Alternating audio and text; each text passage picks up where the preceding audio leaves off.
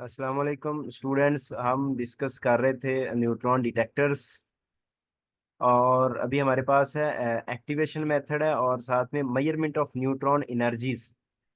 Neutron जो है उसकी एनर्जी कैसे हम मेजर करेंगे, इस मेथड को हम सीखेंगे।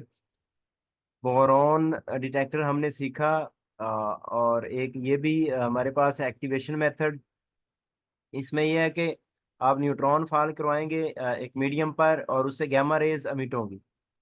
और वो गैमा रेज आगे जाके आयोनाइजेशन करेंगी और उसके रिजल्ट में आप अ, इसको काउंट कर सकेंगे, मेजर कर सकेंगे, न्यूट्रॉन्स को डिटेक्ट कर सकेंगे। कहता है number of elements have a large activation cross section for n gamma reaction. N gamma मतलब न्यूट्रॉन आएगा और गैमा रे एमिट होगी। कहता है कुछ एलिमेंट्स हैं जैसे मैंगानीज है, गोल्ड है, इंडियम है, रोडियम है। इनके आप थिन फॉइल्स यूज करेंगे, उनको एक्सपोज कराएंगे न्यूट्रॉन फ्लक्स से और काफी देर के लिए करवाएंगे। इंड्यूस्ड एक्टिविटी, एक्टिविटी मतलब वो एक्साइट होंगे, उससे इलेक्ट्रो गैमा रेज एमिट होनी है। तो उस एक्टिविटी का जो हाफ लाइफ है उसकी निस्बत 6 से 7 टाइम्स ज्यादा टाइम के लिए आप उसको एक्सपोज करेंगे न्यूट्रॉन फ्लक्स में, और उसके बाद उनको बाहर निकाल लेंगे। और फिर आप मेजर करेंगे उसकी जो गैमा रेज हैं। उसकी मदद से आप जो रेडिएशन अमिट होनी है गैमा रेज से, तो जीएम काउंटर, आयनाइजेशन चैम्बर या सिंटिलेशन काउंटर वगैरह यूज करके आप मेजरमेंट्स कर सकते हैं, काउंटिंग कर सकते हैं। इंडियम है। इंडियम का बहुत लार्ज क्रॉस सेक्शन होता है फॉर लो एनर्जी रेंज के लिए। कम एनर्जी के जो न्यूट्रॉन है उनके लिए इंडियम बहुत अच्छा है। इसके अलावा हमें वो मिसाल देता है यहाँ पर कैडमियम की। Cadmium for low energy neutrons 0.3 electron volt जो एनर्जी है न्यूट्रॉन की। तो उसके लिए कैडमियम ओपेक है, मतलब सारा जितने भी न्यूट्रॉन्स होंगे वो अब्जॉर्ब हो जाएंगे। तो क्रॉस सेक्शन बहुत हाई है और सेवरल थाउजेंड बार्न्स में। और लेकिन it does not yield a radioactive isotope. इसके अलावा whereas for epithermal neutrons, cadmium जो है वो तकरीबन ट्रांसपेरेंट है, वो इंटरेक्ट ही नहीं करते फास्ट न्यूट्रॉन्स जो है वो। अब हमारे पास ये एपीथर्मल न्यूट्रॉन्स है। अब है जी हमारे पास मेजरमेंट ऑफ न्यूट्रॉन एनर्जी। हमने मेजर करनी है न्यूट्रॉन एनर्जी। उसके लिए हमें एक फिगर नंबर 6.3 में वेलोसिटी सिलेक्टर दिखाया गया है। अगर आप देख सके नेक्स्ट पेज पर है वेलोसिटी सिलेक्टर। कैडमियम का बना हुआ एक सिलेंडर है, ये वाला 6.3 डायग्राम है। कैडमियम का बना हुआ सिलेंडर है जिसमें एक ये हेलिकल स्ट्रिप है जो कट की हुई है। मटेरियल कट किया हुआ इस तरह से, ये कर्व पाथ में। और इस सिलेंडर को हम रोटेट करवाते हैं एंगुलर वेलोसिटी ओमेगा देके, और इस साइड से न्यूट्रॉन्स फॉल करवाएंगे। और आपको पता है जो स्लो न्यूट्रॉन्स है कैडमियम उनको अब्सॉर्ब कर लेगा, उनको आगे पास नहीं करने देगा, होने देगा। लेकिन जो इस स्ट्रिप में न्यूट्रॉन आएगा वो बच बचा के आगे जा सकते हैं। और एक खास किस्म की वेलोसिटी के जो न्यूट्रॉन्स हैं वही इस स्ट्रिप से पास हो सकेंगे। एल लेंथ का ये सिलेंडर है।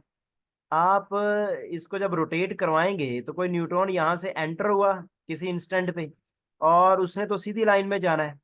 अगर वो कैडमियम रॉड की वाल से इंटरेक्ट करता है तो वो एब्जॉर्ब हो जाएगा। तो इस स्ट्रिप के अंदर वो तब रह सकता है कि जैसे जैसे वो न्यूट्रॉन आगे मूव करे उसी तरह से ये रॉड जो है वो रोटेट करे और ये स्ट्रिप जो है वो आगे चली जाए यहाँ तक थीटा एंगल कवर हो।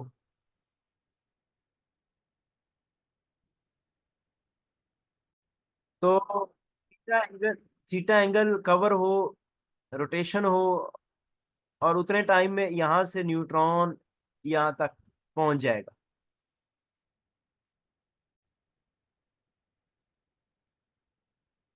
तो मतलब है कि जब आप इसको रोटेट करवाएंगे खास वेलोसिटी से ओमेगा से, तो एक खास वेलोसिटी वाले ही न्यूट्रॉन्स जो है वो आगे स्ट्रेट पाथ पास कर सकेंगे इस स्ट्रिप के अंदर। ज्यादा वेलोसिटी वाले जो होंगे वो कोलाइड कर जाएंगे, और कम वेलोसिटी वाले भी पीछे रह जाएंगे। तो इस वजह से आप वेलोसिटी सिलेक्टर जो है वो क्या करेगा कि एक ही वेलोसिटी वाले न्यूट्रॉन्स को आगे जाने देगा। ज्यादा वेलोसिटी वाले अगर आपने आगे पास करने हैं तो इसकी एंगुलर वेलोसिटी को आप इंक्रीज कर देंगे। तो ये अब हमारे पास यहाँ पर हम मैथमेटिकली इसको देख लेते हैं जरा।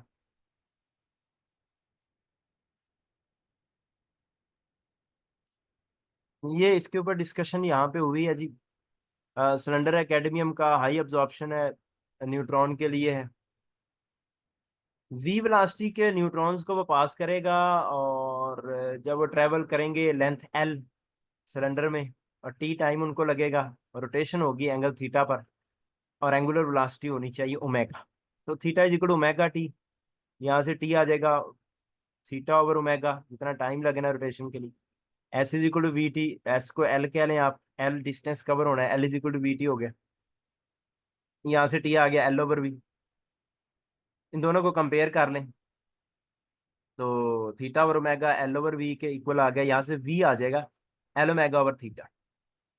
This relation gives the velocity of neutrons. तो ओमेगा पर डिपेंड करते हैं, लेंथ पर डिपेंड करती है, और थीटा पर depend. Bye knowing the velocity energy can be calculated. सारी बात है, जब आप वेलोसिटी का पता चल जाएगा तो एनर्जी आ जाएगी हाफ एम वी स्केयर। तो इस तरह से आप एनर्जी मेजर कर सकते हैं। इसके अलावा एक और मेथड भी है, जो आप प्रिसाइज मेजर करना चाहते हैं एनर्जी को थर्मल न्यूट्रॉन की, उस वो मेथड है क्रिस्टल डाइफ्रैक्शन। किसी क्रिस्टल पर आप फॉल करवाएंगे न्यूट्रॉन्स खास एनर्जी के, और वो डाइफ्रैक्ट होंगे, डाइफ्रैक्ट होके मैक्सिमा मिनिमा बनेगा। यहाँ पे फर्स्ट ऑर्डर मैक्सिमा होगा, वो एंगल वगैरह आप मेजर करेंगे। तो इस तरह भी आप एनर्जी मेजर कर सकते हैं, वेलोसिटी मेजर कर सकते हैं। खैर, इसको अगर आप देखते हैं तो कहता है इनिशियल पल्स न्यूट्रॉन की आप बना लेंगे रोटेटिंग शटर प्रोवाइड करके। ये वो न्यूट्रॉन्स प्रोड्यूस आपने कर लिए रिएक्शंस वगैरह से। एपिथर्मल न्यूट्रॉन्स अगर हैं less than 10 mega electron volt energy है, मोनोएनर्जेटिक बीम जो है वो उसको आप सिलेक्ट कर सकते हैं डाइफ्रैक्शंस और सिंगल क्रिस्टल से, जैसे एक्सरे डाइफ्रैक्शन होती है। तो इलेक्ट्रॉन डाइफ्रैक्शन भी आपने पढ़ी थी जब आपने डेविसन जर्मर एक्सपेरिमेंट पढ़ा था, डुअल नेचर ऑफ मैटर। तो न्यूट्रॉन जो मटेरियल पार्टिकल है, जारी बात है ये भी डाइफ्रैक्शन शो करेंगे। तो डी ब्रोगली वेवलेंथ वाला फार्मूला आप लिख लेंगे, lambda is equal h over m v. इसका स्केयर करें, स्केयर रूट कर लें, इसमें एनर्जी वाला फैक्टर बना लें, kinetic energy half m v square. तो h over two m e wavelength को आप इस तरह लिख सकते हैं।